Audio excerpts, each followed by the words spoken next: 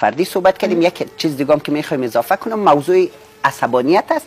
کسایی که عصبانی هستند خودشان هم افسرده میشدن، اطرافیای خودم افسرده میشدن که باید این عصبانیت، خشم عصبانیت خود حل کنن. عصبانیت هم میتونه علت افسردگیش، هم میتونه معلول افسردگی باشه که خوب است او را اصلاح کنن.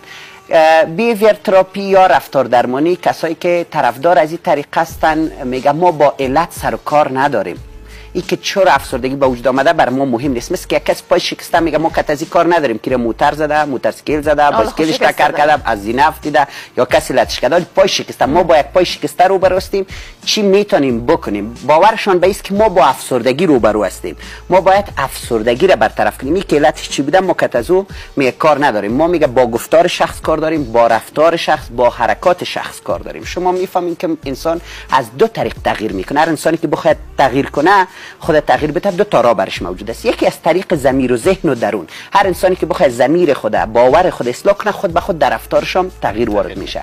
ولی طریق دوم هم داریم. اگر ما رفتار خود تغییر داده بدیم، این بالای درون ما تاثیر میکنه. شما یک کار بار بار بار بار بار تکرار کنین، اما یک کرکتر شما میشه، یک جزء رفتار شما میشه و او کار انجام میتین. مثل که کسی هر دفعه دندانای خود برس کنه، دیگه برش بسیار عادی است، میره شب دندانای خود برس میکنه. اما یک کسی دیگه که نکرده برش بسیار سخت معلوم میشه.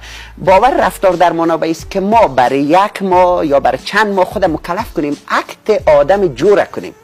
چیزایی که آدم جور انجام میده ما اونمو کار بکنیم که امی اکت باز عادت ما شوه که ما مثل آدم. شما مثلا در سینما شدین یک کسی که برای یک مدت طولانی یک نقش منفی در یک فیلم سریال برش میتن، در آخر ضرورت است بره با روانشناس کار کنه، آستا مو کرکترش شده.